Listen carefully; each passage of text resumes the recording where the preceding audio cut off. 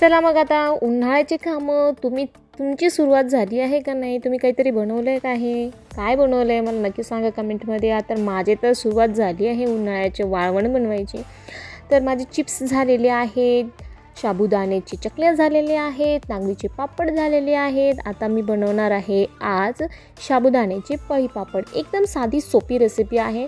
आता सकाळी 6 वाजता पाणी भरायचं काम लागलेलं आहे मागे, आणि तसं मुलं जातात सकाळी, समर्थ जातो म्हणून मला लवकरच उठायचं असतं असंही.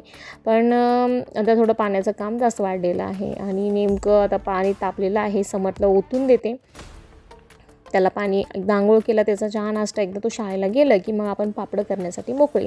तोपर्यंत मी काय करणार आहे की तोपर्यंत मी पापडचं जे सारण आहे तो तयार करून ठेवणार आहे, शिजून घेणार आहे. पळीपापड एकदम साधी सोपी पळीपापड असतात, त्याची पद्धत तुम्हाला माहिती असेल तरी मी एकदा सांगून देते. रात्री झोपताना साबुदाणा जे आहे ते आपल्याला भिजवून घ्यायचं आहे. म्हणजे जसं नॉर्मली आपण शाबू आपल्या फराळ करताना आपण भिजवतो त्या पद्धतीनं. तर मी 1.5-2 किलोचा साबुदाणा घेतलेला आहे आणि तो भिजवू घातलेला आहे थंड पाण्यामध्येच. त्यानंतर थोडंसं जास्त पाणी टाकलं तरी काही हरकत नाही, कारण असंही त्यांना आपल्याला पापड बनवायचं आहे, शिजवायचंच आहे.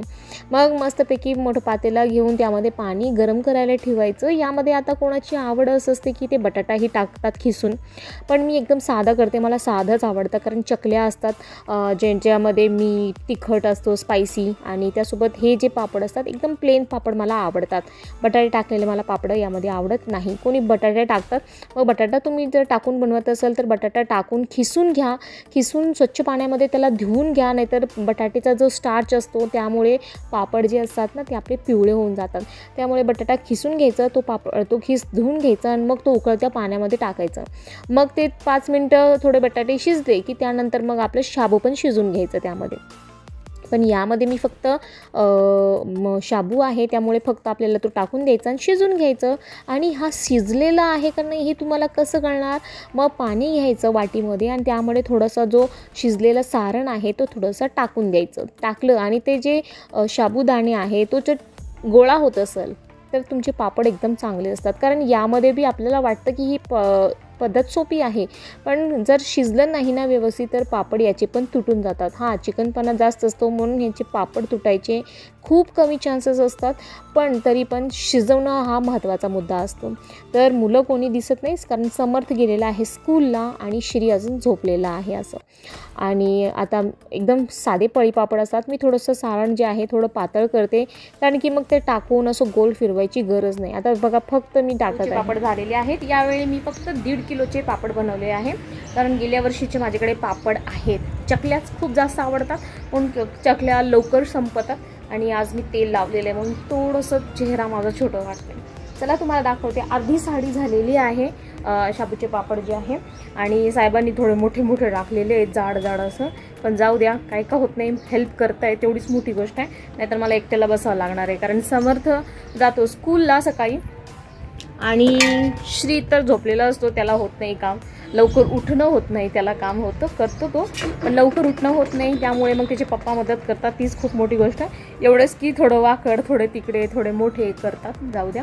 पण ठीक आहे, चांगले झालेत माझे. एकदा दाखवत. हे बघा असे झालेले आहेत पापड. थोडंसं आधी ते जाडच वाटतं, पण नंतर सुकल्यावर थोडेसे मग ते काय पातळ वाटू लागतात सुकल्यावर. मग ते असे झालेले आहेत पापड.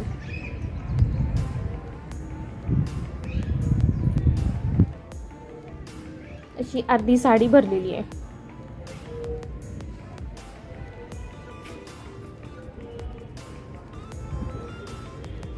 करपलेला आहे, कारण ऑलरेडी माझे जे पातेला आहे तो पातळ आहे. पातळ असल्यामुळे खाली काय होतं, चिटकून बसतं, ते तुम्हालाही माहिती आहे. मग जाऊ दे, आता काय करणार.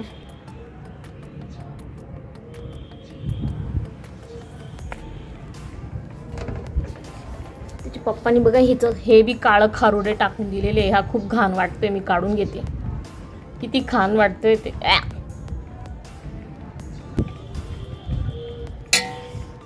चला, आत्ताशी कुठे 8 वाजलेले आहेत. ट्रायपॉड मी वरती घेऊन आलेले आहे व्हिडिओ वगैरे शूट करायला, कारण कोणी काढत नाही आणि मग ते हालत राहतं सारखं. त्यामुळे आरतीचा आवाज ऐकू येते का तुम्हाला? आत्ता जस्ट आरती झालेली आहे, जपमाळ चालू आहे स्वामी समर्थांचा. आणि चला मग आता जाऊ. आणि आज पण खूप छान फुलं आलेले आहेत, तुम्हाला दाखवते. मोगरेचे फूल खूप छान आलेले आहेत. हे बघा,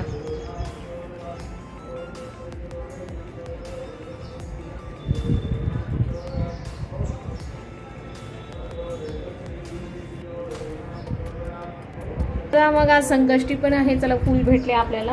आणि आवाज तुम्हाला ऐकू येत असेल. हे केंद्र आहे आमचा. हा आहे औदुंबराचा झाड. हा औदुंबराचा झाड आहे आणि हा केंद्र आहे. आता सध्या 4-5 दिवस मी आठवडाभर सुट्टी घेतलेली आहे. केंद्राला जात नाही आहे कारण बाहेर जाणं आणि घरी करणं मग नको वाटतं. एकदा करूया, त्यानंतर मग लागूया. मी फूल तोडून घेते आणि मला हे जे आहे आता हे वरती नेऊन घेऊन जायचं आहे. तर घेऊन जाऊ. आता आधी हे तोडून घेऊ.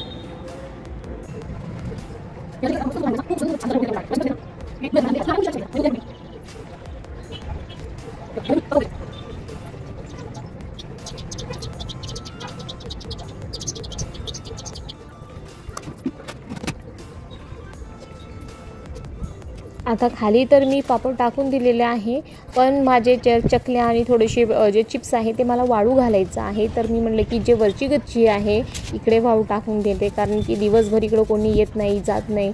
पाण्याची टाकी आहे बाजूला, त्यामुळे मी वरती टाकून दिलेले आहे. म्हणजे वरच्या गच्चीवर हेही वाळवण होऊन जातील आणि खालच्या गच्चीवरती जे आहे ते आपले पापड जे आहे तयार होतील. पण पूर्ण नाशिक दिसून येईल तुम्हाला.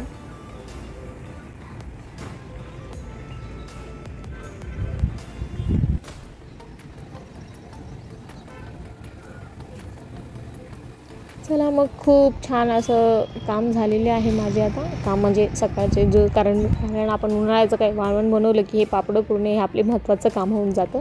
तर इकडे हे एक घर दिसतं तुम्हाला. पूर्ण टेरेस जे आहे, पूर्ण टेरेसमध्ये झाडं लावलेले आहेत.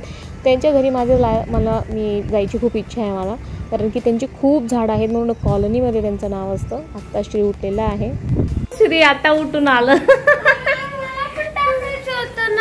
मग तू लवकर उठायचं होतास ना. श्री बघा आता उठून आले आणि त्याने येईपर्यंत पापड पण टाकलं.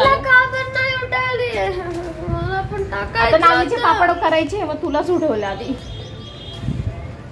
मला पण करायचं होतं. झाले ना, थोडेच होते पहिले पापड. 1.5 किलोचेच होते, मग थोडे होते. जाऊ दे, चल तू नागलीचे पापड कर. चला मग आता श्रीचे पप्पा ते जाणार आहेत आणि आता सर्वात आधी मी स्वयंपाक करून घेते. त्यानंतर पूजा, धुणं, भांडे, फरशी, परत श्रीला सोडणं, समतला आणणं, तेच आपलं काम चालू राहणार आहे. आणि व्हिडिओ कसं वाटलं काय नाही मला नक्कीच सांगा, कमेंट करत जावा. बटाट्याची भाजी आहे, कोणाची फेवरेट आहे मला नक्की सांगा. आज माझी दोन्ही मुलं मस्त जेवण करणार आहेत. त्याच्या पप्पाची भाकरी तयार झालेली आहे आणि बटाट्याच्या भाजीसोबत मुलांना भाकरी अजिबात आवडत नाही, मग त्यांच्यासाठी चपाती करणार आहे. आम्ही गेलेले आहे, आम्ही तिघे गेलेले आहे त्र्यंबकेश्वरला. खूप दिवस झाले दर्शन नाही झालं, म्हणलं की चला गुरुपीठला जाऊन त्र्यंबकेश्वरचे दर्शन घेऊ.